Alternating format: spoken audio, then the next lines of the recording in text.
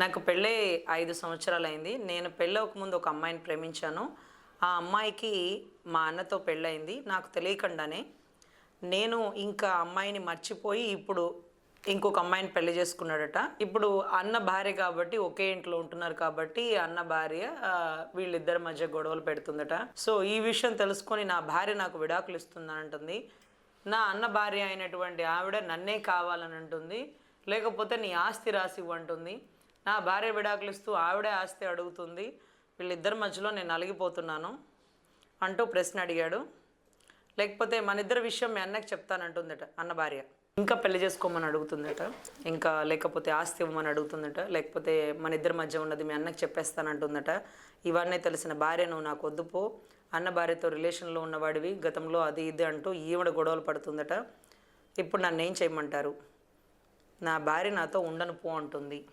ఈమెతో నేనేం చెయ్యాలి? లేకపోతే ఆస్తి రాసివ్వు అంటుంది. సో ఇది అసలు నిజంగా ఇది ఒక డైలీ సీరియల్లో ఒక కాన్సెప్ట్ ఓరియంటెడ్గా బాగా పనికొస్తుందండి. అసలు దీంట్లో అర్థం కాని టాస్క్ ఏంటంటే, మీరు ప్రేమించారు, ప్రశ్నలు నేను మిమ్మల్ని అడుగుతున్నాను అనుకోండి. మీరు ప్రేమించారు, వద్దనుకున్నారు, తర్వాత ఇంకొక పెళ్లి చేసుకున్నారు. ఇప్పుడు మీ అన్న పెళ్లిలో మీరు లేరా? మీ అన్న లేకపోతే మీకు తెలియకుండా ప్రేమించి అమ్మాయిని తీసుకొని వచ్చినాడా అని నా ప్రశ్న మామూలుగా అడుగుతున్నాను.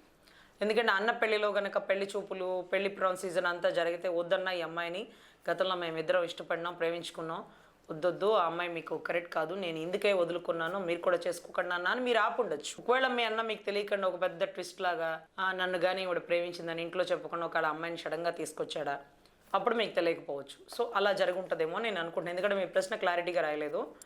సో అందుకని నేను అడుగుతున్నాను. సో మీకు తెలియకుండా మీ అన్న ఈ అమ్మాయిని ఇంటి కోడలుగా తీసుకుని వచ్చినాడు. సో ఆవిడ పగ ప్రతీకారంతోనే ఇంట్లో అడుగు పెడుతుంది. నన్ను కాదని, నన్ను వద్దని ఇంకో దాన్ని పెళ్లి చేసుకుంటావా, నువ్వు ఎలా బాగుంటావో నేను చూస్తా అంటూ పాపం మీ కుటుంబంలో అడుగుపెట్టింది. అడుగుపెట్టిన నుంచి ఆవిడ అల్టిమేట్ గోల్ మిమ్మల్ని టార్చర్ పెట్టడమే. సో ఈ విషయంలో మీ అన్నకి తెలిస్తే ఏమనుకుంటాడు అని మీరు భయపడాల్సిన పని లేదు. ఎందుకంటే గతంలో మీ అన్న కూడా నలుగురెదురు ప్రేమించు, మీరు కూడా ప్రేమిస్తారు, సర్వసాధారణం, అది సహజ. ఈ మధ్యకాలంలో ఏదో ఒక సినిమా వచ్చింది, పెళ్లికి ముందు ప్రతి ఒక్కడికి, అంటే సినిమాకి ఎలా అయితే ట్రీజర్ ఉంటుందో ప్రతి ఒక్కడికి ముందు ఒక లవ్ స్టోరీ ఉంటుంది. సో దీంట్లో మీరు చెప్పడానికి ఏమాత్రం భయపడకండి, జంకకండి. ఓపెన్గా మీ అన్న ముందు మీరు ఓపెన్ అవ్వండి. ఎందుకంటే రక్త సంబంధం ఒక్కటే ఒక మనిషి ఇంకొక మనిషిని నమ్మగలుగుతుంది 100%. ఒకవేళ భార్యలు 100 మాటలు చెప్పి అన్నదమ్ముల మధ్య గొడవ పెట్టినా ఏదో ఒక రోజు రక్త సంబంధం, నా తమ్ముడు ఎలాంటోడో నాకు తెలుసులే, చిన్నప్పటి నుంచి నేను వాడిని చూస్తున్నానులే, వాడికి నోటి తొందరే కానీ వాడి మనసు ఎప్పుడు మంచిదే అని ఒక అన్న ఒక తమ్ముడిని, ఒక తమ్ముడు ఒక అన్నని 100% అర్థం చేసుకుంటాడు. అరే అన్న, నువ్వు ఈ పెళ్లి చేసుకుంటాను, నాకు ఒక్క మాట చెప్పు ఉండాలి, ఆవిడెవరో కాదు, నీ గతంలో ఇలా జరిగిందన్న, ఈరోజు నన్ను టార్చర్ పెడుతుంది, ఇన్ని రోజులు నేను భరించానంటే నీ ముందు నేను తప్పు చేసిన వాడిగా నుంచోలేక అని చెప్పి మీరు ఓపెన్గా దయచేసి మీ అన్న ముందు ఒప్పేసుకోండి. ఈ విషయం ఎవరికి చెప్పొద్దని మీ అన్నతో మాట తీసుకొని మీరు ఇది చెప్పండి. మీ అన్న ద్వారా మీ భార్యతో మాట్లాడించండి. మీ అన్న చెప్తే మీ భార్య నమ్ముతుంది. అమ్మా, వీడు అమ్మాయిని ప్రేమించినట్టు నాకు తెలియదు, నేను ఈ అమ్మాయి నన్ను ప్రేమించిందేమోనని లవ్ మ్యారేజ్ చేసుకున్నాను. సో అనవసరంగా నా తమ్ముడు కుటుంబంలో కలహాలు రావడం కరెక్ట్ కాదు. ఈవిడ ఇది అని తెలిసింది, కానీ తాళి కట్టినాను, పెళ్లి చేసుకున్నాను కాబట్టి మేము వేరే ఉంటాం, మీరు వేరే ఉండండి. నా తమ్ముడు మంచోడు కాబట్టి ఇన్ని రోజుల నుంచి నా భార్య పెట్టే టార్చర్ని నాకు చెప్పకుండా భరిస్తూ నీతో ఈరోజు నీ బంధం తెగిపోతున్నప్పుడు, నువ్వు నాకు నా భర్త వద్దు అన్నప్పుడు అప్పుడు నా దాకా వచ్చాడు. ఇది కూడా అందరి సలహాలు తీసుకొని అన్నకి చెప్తే ఏమనుకుంటాడంటే, పర్లేదు చెప్పురా, అన్న అర్థం చేసుకుంటాడు, అన్నకి నువ్వేంటో తెలుసు, పెళ్లికి ముందు ప్రేమించిన దానికి తప్పే ఉందిరా, పెళ్లి తర్వాత అన్న భార్య మీద మనసు పడితే తప్పు, కానీ పెళ్లి కాకముందు మీరు ప్రేమించుకున్నారు, అది కుట్ర కోణంతో నీ ఫ్యామిలీలో అడుగు పెట్టింది. ఈరోజు నీ భార్యని నిన్ను విడతీసిన మనిషి రేపు నీ అన్నని చంపబోదా? నీ మీద ప్రేమ ఉండి ఈ రోజుకి నువ్వే నాకు కావాలి, నా మెడలో తాళిగట్టు అంటున్న నీ అన్న భార్య నీ అన్నతో ప్రేమగా ఎలా ఉంటుంది? అలాంటి దాని క్యారెక్టర్ కరెక్ట్ కాదు, ఆవిడ కరెక్ట్ కాదన్నా కావాలనే చేసుకుందన్న విషయం మీరు మీ అన్నకి ఓపెన్ అవ్వండి.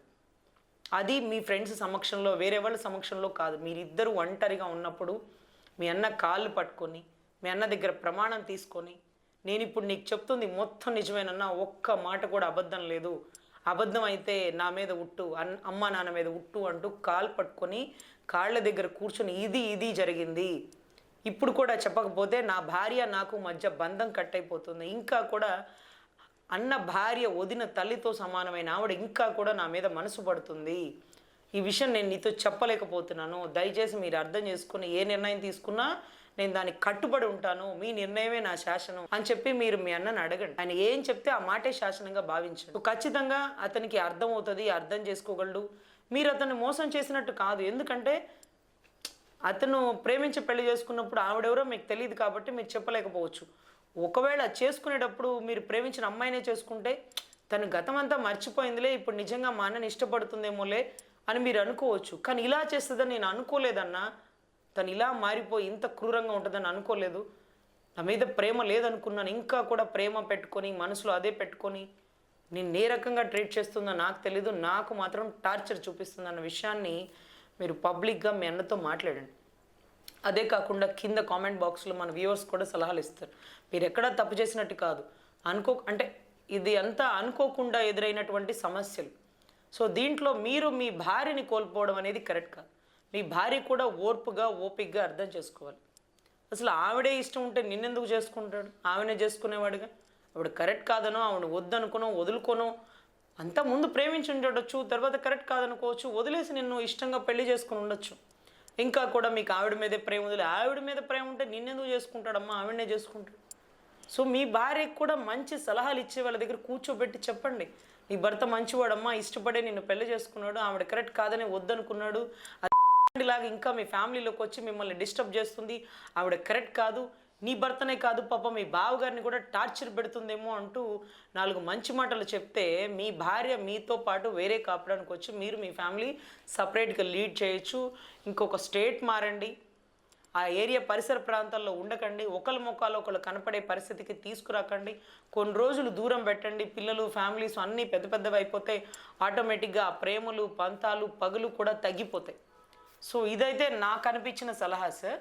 సో దీంట్లో మన కామెంట్ బాక్స్లో వ్యూయర్స్ కూడా మీకు కొన్ని సలహాలు చెప్తారు, అవి కూడా చూడండి. ఎనీవే ఏదైనా కానీ ఏ రిలేషన్ కంటే రక్త సంబంధ రిలేషన్ అనేది భగవంతుడు కలిపిన బంధం అండి. మన స్నేహితులను ఇంకొకరిని మనం తెచ్చుకుంటాం, కానీ దేవుడు కలిపిన బంధం ఏంటంటే రక్త సంబంధం. సో ఈ రక్త సంబంధం కంటే మించింది ఏది ఉండదని నేను మనస్ఫూర్తిగా భావిస్తున్నాను. సో మీ అన్న మిమ్మల్ని మనస్ఫూర్తిగా అర్థం చేసుకోవాలని కోరుకుంటున్నాను. మీరు ఓపెన్ అయ్యి మీ అన్నతో మాట్లాడకపోతే మీలో మీరు దహించుకుపోతారు. సో ఇది తొందరగా చేయండి. మళ్ళీ కూడా ఎక్కువ టైం తీసుకుంటే అది ఏ అనర్థాలకి దారి తీస్తుందో, మీలో తప్పు చూపించడానికి ఆవిడ ఇంకేదైనా కారణం బయటికి పెడుతుందో. సో ఇవన్నీ అనవసరం. బట్ ఏదన్నా మన ఇద్దరి మధ్య ఉండే సంబంధం మీ అన్నకు చెప్తానంటే చెప్పుకొనివ్వండి. గతంలో ప్రేమించినప్పుడు 100 సంబంధాలు ఉంటాయి. తర్వాత అసలు నేను అన్న భార్యకి ఎప్పుడు నేను తప్పు దృష్టితో చూడలా, ఇష్టపడి పెళ్లి చేసుకున్నా, నా భార్యతో బాగున్నానని మీ అన్నకు చెప్పండి, మీ భార్యకి చెప్పండి. మీరు ట్రై టు కన్విన్స్ అనమాట. అందరినీ కన్విన్స్ చేసుకోండి. వింటే మంచిది, వినకపోతే వాళ్ళ కర్మ అనుకోండి. కానీ మీరు మాత్రం స్టాండర్డ్గా గొప్పగా ఆలోచించండి. ఇది నేను లా పాయింట్ ద్వారా మీకు ఇచ్చే సలహా.